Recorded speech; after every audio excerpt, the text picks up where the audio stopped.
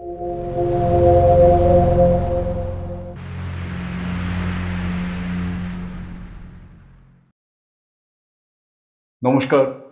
গল্প বৈঠকির গল্পের আসরে নিয়মিত শুনবেন বাংলা সাহিত্য ও বিশ্ব সাহিত্যের নানা স্বাদের জানা অজানা গল্পের অডিও ভার্সন। বাংলা গল্প শুনুন, ভালো লাগলে গল্প বৈঠকিকে লাইক করুন, শেয়ার করুন এবং সাবস্ক্রাইব ও কমেন্টস করে আমাদের পাশে থাকুন। আজকের গল্প স্টোনম্যান, লিখেছেন সৈয়দ মুস্তাফা সিরাজ। রহস্য কাহিনীর নায়ক হিসাবে কর্নেল নীলাদ্রি সরকার বাংলা সাহিত্যে তার অনবদ্য সৃষ্টি। কবি নীরেন্দ্রনাথ চক্রবর্তীর অনুরোধে তিনি কিশোরদের জন্য কালজয়ী কর্নেল সিরিজ লেখা শুরু করেন। আজকের গল্পটি আমরা নিয়েছি দেজ পাবলিশিংয়ের কর্নেল সমগ্র অষ্টম খণ্ড থেকে। শুরু হচ্ছে আজকের গল্প স্টোনম্যান। ধারিয়া ফলসের মাথায় কয়েকটা পাথরের ওপর ওরা বসেছিল। দীপিতা, বিনিতা, রোমেনা, এই তিন যুবতী। কিংশুক, রাতুল, সুপর্ণ, এই তিন যুবক। আর ছিলেন তাদের কমন মামু চন্দ্রকান্ত। এই প্রমোদ ভ্রমণে তিনি তাদের গার্জেন। হুল্লোড়বাজ আমুদে মানুষ চন্দ্রকান্ত, বয়স 60-এর কাছাকাছি, কিন্তু প্রাণ চাঞ্চল্যে এই যুবক যুবতীদের চেয়ে কোনো অংশে কম নয়। ধারিয়া ফলস নামের জলপ্রপাতটি তত কিছু বিখ্যাত নয়। ধারিয়ার ধারা ক্ষীণ বলা চলে, কিন্তু 70 ফুট উপর থেকে নিচের পাথরে আছড়ে পড়ার সময় সেই ক্ষীণতা গুঁড়ো গুঁড়ো ছড়িয়ে শেষ বেলার রোদে বর্ণাঢ্য রামধনু এঁকেছে। দুধারে শরৎকালের সবুজের ঘোর লাগা বৃক্ষলতা গুল্ম স্তরে স্তরে সাজানো। তার ওপর কোথাও কোথাও ফুল ফুটে অমর্ত্য মায়া ছড়িয়ে রেখেছে। রোমেনা পাথরের ফাঁকে গজিয়ে ওঠা ঝোপের দিকে এগিয়ে গেল হঠাৎ। সাদা ফুলের ঝাঁক ঝোপটার মাথায়। কেউ তাকে লক্ষ্য না করার কারণ চন্দ্রকান্তের একটা বাঘ শিকারের রোমাঞ্চকর গল্প। তার গল্পের বাঘটি ছিল এই ধারিয়া এলাকার সাংঘাতিক এক মানুষ খেকো।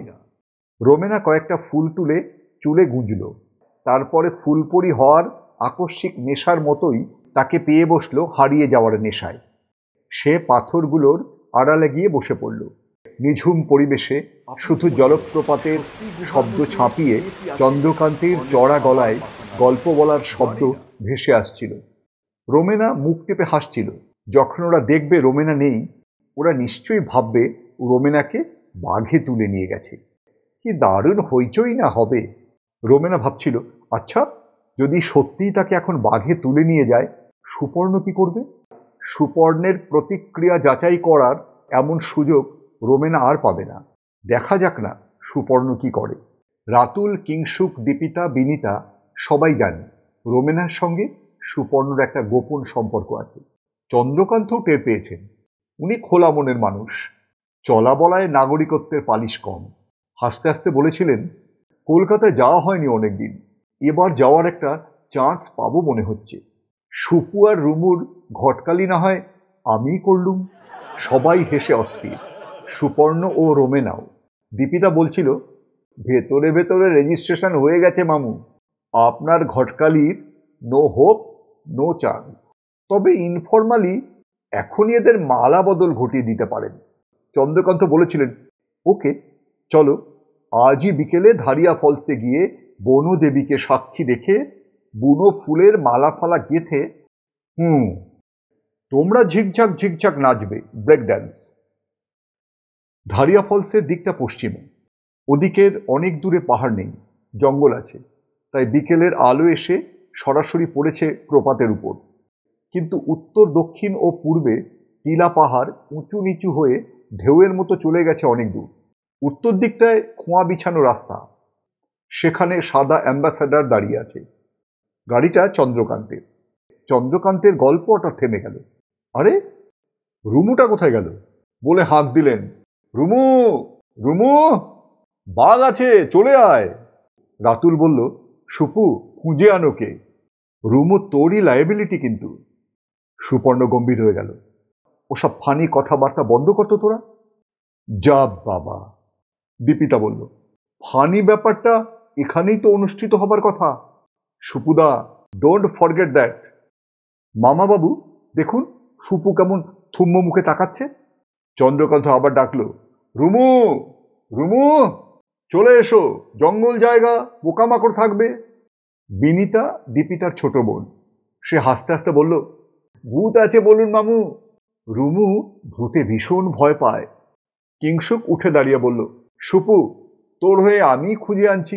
হারিয়ে গেলে আমি বা রাতুল পস্তাবো না, তুই পস্তাবি। সুপর্ণ বলল, সবকিছুর একটা সীমা আছে, তোরা বড় বাড়াবাড়ি করছিস। কিংসুক লম্বা পা ফেলে সেই ঝোপটার কাছে গেল। রোমেনাকে দেখতে পেল। রোমেনা সঙ্গে সঙ্গে ঠোঁটে আঙুল রেখে চুপ করতে ইশারা করল ওকে। কিংসুক এক লাফে পাথরে উঠে কপট গাম্ভীর্যে ডাকল, রুমু, ফিরে এসো, সুপু তোমার জন্যে কাঁদছে। রাতুল কিন্তু লক্ষ্য রেখেছিল কিংসুকের দিকে। সে একটা কিছু আঁচ করে উঠে গেল ওর কাছে। তারপর রোমেনাকে দেখতে পেল। রাতুল ও কপট গাম্ভীর্যে ডাকল, রোমেনা, তুমি যেখানে থাকো ফিরে এসো, সুপর্ণ শয্যাশায়ী। চন্দ্রকান্ত বুদ্ধিমান মানুষ, হন্তদন্ত হয়ে এসে রোমেনার দিকে আঙুল তুলে বললেন, পাষাণী অহল্যা হয়ে পড়ে আছিস দেখছি। রামচন্দ্র তো থুম্ব মুখে বসে আছে। কিন্তু ব্যাপারটা হলো, পাথরের ফাটলে শঙ্কচূড় সাপ থাকতে পারে জানিস। রোমেনা তক্ষুনি লাফ দিয়ে উঠে সরে এলো।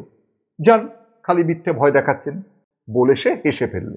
দীপিতা বলল, রুমু, সুপু কি স্বার্থপর তাহলে বোঝ, চুপচাপ বসে আছে। বিনিতা বলল, সুপুদা নিশ্চয়ই দেখেছিল রুমুকে ওখানে যেতে। কিংসুক চলে এলো, বলল, মোটে 4:30 বাজে, চুপচাপ বসে গ্যাজানোর মানে হয় না। আয় সুপু, মাউন্টেনিয়ারিং করি, ফলসের পাশ দিয়ে পাথর বেয়ে নিচে নামিয়ে আয়। রাতুল, কামান। রাতুল বলল, না, বরং চোর পুলিশ খেলা যাক। রুমু আইডিয়াটা আমার মাথায় এনে দিয়েছে। রোমেনা বলল, হাইড অ্যান্ড সিক গেম রাতুলদা, 5 মিনিটের মধ্যে খুঁজে বের করো, না পারলে ফাইন। ফাইনের রেট ঠিক করবেন মামু। চন্দ্রকান্ত বললেন, হাইড অ্যান্ড সিক তো খেলবে, জঙ্গল জায়গা। দীপিতা উঠে দাঁড়ালো, বলল, অসাধারণ খেলা হবে মামু, দেখেই বুঝেছি স্রেফ নিরামিষ জঙ্গল। ফাইনের রেট ঠিক করে দিন। চন্দ্রকান্ত একটু দ্বিধা দেখিয়ে বললেন, কিন্তু আচ্ছা, বেশিক্ষণ নয়, 3 বার খেলবে। 5 মিনিটে চোর খুঁজে না পেলে 5 টাকা ফাইন প্রত্যেকের, আর চোর খুঁজে পেলে চোরের ফাইনও 5 টাকা। রাতুল বলল, আমি চোর হই। রোমেনা বলল, না আমি। চন্দ্রকান্ত বললেন, টস করি, আর কেউ চোর হতে চাও? রাতুল আর রোমেনা ছাড়া সবাই পুলিশ হতে চায়। চন্দ্রকান্ত টস করলেন। রাতুল চোর হলো। তারপর শুরু হলো এক অদ্ভুত লুকোচুরি খেলা। রাতুল হনহন করে এগিয়ে একটা পাথরের আড়ালে চলে গেল। চন্দ্রকান্ত বিচারক, পুলিশ হলো কিংসুক, সুপর্ণ, দীপিতা, বিনিতা ও রোমেনা। চন্দ্রকান্ত ঘড়ি দেখে 5 মিনিট পরে ঘোষণা করলেন, seek and catch him. 5 police এদিকে ওদিকে চোর খুঁজতে ছুটে গেল। ধারিয়া নদী ও প্রপাত পশ্চিম দিকে, ছোট্ট নদী এবং তার বুকে অজস্র পাথর পড়ে আছে। পাথরগুলো পিচ্ছিল, কাজেই নদী পেরিয়ে ওপারের ঘন জঙ্গলে রাতুলের লুকিয়ে থাকার সম্ভাবনা নেই। বাকি 3 দিকে উঁচু উঁচু টিলা, সমতলে নানা সাইজের পাথর আর ঘন জঙ্গল।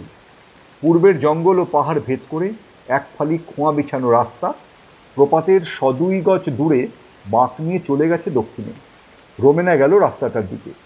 সে ভেবেছিল রাতুল গাড়ির আড়ালে গিয়ে লুকিয়েছে। দীপিতা গেল উত্তরে ঢালু টিলার দিকে। টিলাটা শালবন ও গুল্মলতায় ঢাকা। গুল্মলতাগুলো পাথরের চাই ঢেকে সবুজ স্তূপের মতো দেখাচ্ছে। সে ভেবেছিল ওই স্তূপের আড়ালে রাতুল লুকিয়েছে। বিনিতা গেল উত্তর পূর্বে 2 টিলার মাঝখানে শুকনো গিরিখাতের দিকে। কিংসুক উত্তর পশ্চিমে নদীর ধারে ঝোপ ঝাড় খুঁজতে গেল। সুপর্ণের এই খেলার ইচ্ছে ততটা ছিল না। সে নেহাত দায়সারাভাবে দক্ষিণ পশ্চিমে প্রপাতের কিনারা ধরে এগিয়ে গিয়ে একটা পাথরের উপর উঠল। অনিচ্ছা দৃষ্টিতে চোর খুঁজতে লাগল। সুপর্ণের মনে গত রাত থেকে একটা দ্বিধা এসে ঢুকেছে। রোমেনার সঙ্গে তার অনেক দিনের সম্পর্ক ঠিকই, কিন্তু রোমেনাকে সে কখনোই বিয়ে করার কথা ভাবেনি। রোমেনাও ভেবেছে কিনা সে টের পায় না। একথা ঠিক, সে একবার রোমেনাকে চুমু খেয়েছিল। রোমেনার মধ্যে কি একটা দূরত্ব আছে বলে তার ধারণা।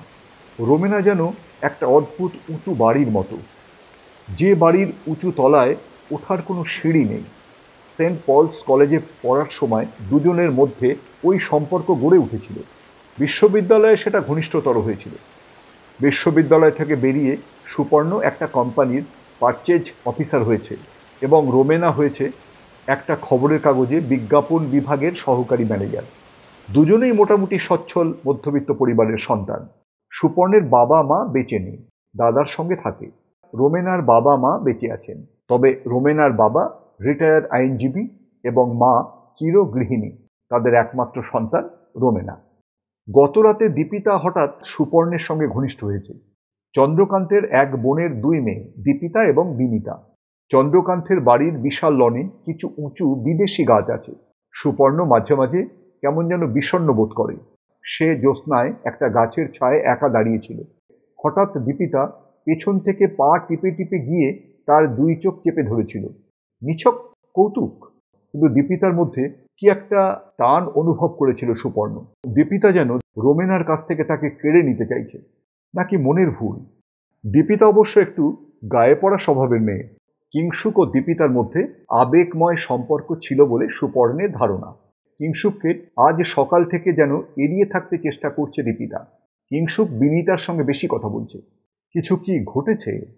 এদিকে রাতুল চন্দ্রকান্তের দূর সম্পর্কের এক বোনের ছেলে, সেই হিসাবে চন্দ্রকান্তের ভাগ্নে। রাতুল কাল থেকে রোমেনার সঙ্গে যেন ভাব জমানোর চেষ্টা করছে, অথচ তাতে সুপর্ণের আর ঈর্ষা হচ্ছে না।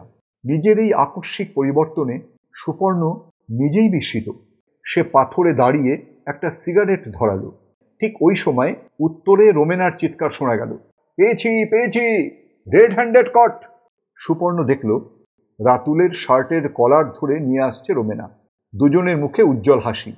চন্দ্রকান্ত ঘোষণা করলেন, রাতুলের 5 টাকা ফাইন। সবাই চন্দ্রকান্তের কাছে দৌড়ে এলো। এবার রোমেনা আর কিংশুক চোর হতে চায়, কিন্তু টসে জিতল কিংশুক। রোমেনা বাঁকা মুখে বলল, ফ্যাট, আমার লাখটাই বাজে। কিংশুক দৌড়ে গিয়ে উত্তর পূর্বের টিলার জঙ্গলে গা ঢাকা দিল। 5 মিনিট লুকানোর সময় চন্দ্রকান্ত আগের মতো হাঁকলেন, hide and seek. Romena, Dipita, Binita, Suparna ও রাতুল খুঁজতে দৌড়ল। রাতুল দক্ষিণ পশ্চিমে কিছু দূরে এগিয়ে একটা গাছের তলায় দাঁড়ালো। একটা আশ্চর্য শিহরণ খেলে গেল তার শরীরে। রোমেনা একটা ঝোপের আড়ালে গুড়ি মেরে এগোচ্ছিল। তার উপর ঝাঁপিয়ে পড়ল রাতুল। তারপর কি এক হঠকারিতায় রোমেনার মুখটা দুহাতে ধরে সে চুমু খেয়ে ফেলল। আশ্চর্য ব্যাপার, রোমেনা সাড়া দিল। মাত্র 8 মিনিট, অথচ কি দীর্ঘ সময় ধরে যেন। রোমেনার শরীরের সুঘ্রাণ এখনো রাতুল টের পাচ্ছে। শরীর কাঁপছে। দীপিতার চিৎকার শোনা গেল গাড়ির কাছে, পেয়েছি পেয়েছি। দীপিতা কিংশুকের হাত ধরে টানতে টানতে নিয়ে এলো চন্দ্রকান্তের কাছে। চন্দ্রকান্ত ঘোষণা করলেন, 5 টাকা ফাইন কিংশুকের। এবার শেষ খেলা। সুপর্ণ চোর হতে চাইল। সবাই কিছুটা ক্লান্ত। রোমেনা এবার চোর হতে চাইল না। একটু অবাক হলো সুপর্ণ। কিংশুক বলল, চোর হওয়া চাইতে পুলিশ হওয়াই ভালো, অসাধারণ অ্যাডভেঞ্চার হয়। রোমেনাও সাড়া দিয়ে বলল, ঠিক বলেছ কিংশুকদা। ডিসকভারের আনন্দ অনেক বেশি। আগের মতো খেলা শুরু হলো। সুপর্ণ দক্ষিণে ছুটে গিয়ে অদৃশ্য হলো। 5 মিনিট পরে চন্দ্রকান্ত ঘোষণা করলেন, হাইড অ্যান্ড সিক। সবাই দৌড়ে গিয়ে ছড়িয়ে পড়ল জঙ্গল আর পাথরের আড়ালে। দিনের আলো কমে আসছে। জঙ্গলে পাখিদের ডাক শোনা যাচ্ছে এবার। একটা হাওয়া উঠেছে এতক্ষণে। বৃক্ষ লতা গুল্মে আলোড়ন শুরু হয়েছে। জলপ্রপাতের শব্দ অস্পষ্ট হয়ে যাচ্ছে। 5 মিনিট পর চন্দ্রকান্তের চিৎকার শোনা গেল, come back all the police force, তোমরা হেরে গেছো। একে একে এলো রাতুল, কিংশুক, দীপিতা, বিনিতা ও রোমেনা। প্রত্যেকটির মুখে ব্যর্থতার কাঁচুমাচু হাসি। চন্দ্রকান্ত হাঁক দিলেন, সুপু, কাম ব্যাক, তুমি খেলা জিতে গেছো। দীপিতা বলল, রুমু রেডি হও, বিজয়ীকে বড়মাল্য দিয়ে রিসিভ করবে তুমি। তারপর সে ঝোপটার কাছে গিয়ে উৎসাহে সাদা বুনো ফুল ছিঁড়তে গেল। কিন্তু সুপর্ণের সাড়া নেই। চন্দ্রকান্ত চিৎকার করে ডাকলেন, কি হচ্ছে সুপু, এবার আমরা বাড়ি ফিরবো, কাম ব্যাক। কোনো সাড়া এলো না। রোমেনা ভুরু কুঁচকে বলল, কোনো মানে হয়? দীপিতা বলল, নিশ্চয়ই সুপুদা গাড়িতে বসে আছে, চলুন মামু গাড়ির কাছে যাই। সবাই গাড়ির কাছে গেল। সুপর্ণ নেই। এতক্ষণে মুখগুলো একটু গম্ভীর হলো। রোমেনা খাপ্পা হয়ে বলল, ও বরাবরই এমনই, সবটাতেই বাড়াবাড়ি করা চাই। বিনীতা আস্তে আস্তে বলল, সুপুদাকে রাস্তায় পেয়ে যাব। নিশ্চয়ই রাস্তার ধারে কোথাও বসে আছে। চন্দ্রকান্ত গাড়িতে উঠে বললেন, এসো তো দেখি। সবাই গাড়িতে উঠে। কিংশুক, বিনীতা, দীপিতা ব্যাক সিটে, সামনে রাতুল, রোমেনা এবং চালক চন্দ্রকান্ত। সচারেক গজ এগিয়ে রাস্তার বাঁ পাশে আদিবাসীদের একটা থান, পাথরের সমতল চৌকা ও চওড়া বেদি, তার উপর একগাদা ছাই, নিচে কবেকার পশু পাখি বলির রক্ত শুকিয়ে কালচে হয়ে আছে। গাড়ি থামিয়ে চন্দ্রকান্ত বললেন, আমি থানটা একবার দেখে আসি, তোমরা বসো। চন্দ্রকান্ত জঙ্গলের এক ফালি পায়ে চলা রাস্তা ধরে থানে গেলেন। গাড়ি থেকে রোমেনা বেরুলো। থানটা দেখা যাচ্ছে এখান থেকে। হঠাৎ চন্দ্রকান্ত থানের উল্টো দিকে গিয়ে থমকে দাঁড়ালেন। তারপর চেঁচিয়ে উঠলেন, কিংশুক, রাতুল, তোমরা এসো তো শিগগিরই। কিংশুক ও রাতুল ছুটে গেল। তিন যুবতীও তাদের পিছনে পিছনে হন্তদন্ত হয়ে ছুটল। থানের উল্টো দিকে ঝোপের ধারে উপুর হয়ে পড়ে আছে সুপর্ণ, মাথাটা রক্তাক্ত এবং থ্যাতলানো। পাশে এক টুকরো রক্ত মাখা কালো পাথর পড়ে আছে। কেউ কেউ এই পাথরটা দিয়ে সুপর্ণের মাথাটা থেতলে দিয়েছে। তিন যুবতী আর্তনাদ করে মুখ ঘুরিয়ে নিল। চন্দ্রকান্ত সুপর্ণকে চিৎ করে শোয়ালেন। দুটি চোখ বিস্ফারিত, মুখ রক্তে লাল হয়ে আছে। চন্দ্রকান্ত পরীক্ষা করে দেখে আস্তে বললেন, he is dead, but who did it? Kingshuk চেঁচিয়ে উঠল, স্টোনম্যান, স্টোনম্যান। রাতুল ও শ্বাস প্রশ্বাসের সঙ্গে বলল, স্টোনম্যান। চন্দ্রকান্ত ব্যস্তভাবে বললেন, তোমরা ধরো, গাড়িতে নিয়ে যাই। ঠিক সেই সময় সামনের টিলা থেকে ঝোপ ঠেলে বেরিয়ে এলেন এক টুরিস্ট বেশি ভদ্রলোক। মুখে সাদা দাড়ি, মাথায় টুপি, গলায় ঝুলন্ত বাইনোকুলার ও ক্যামেরা। গম্ভীর স্বরে বললেন, জাস্ট এ মিনিট। আজকের পর্ব এই পর্যন্ত।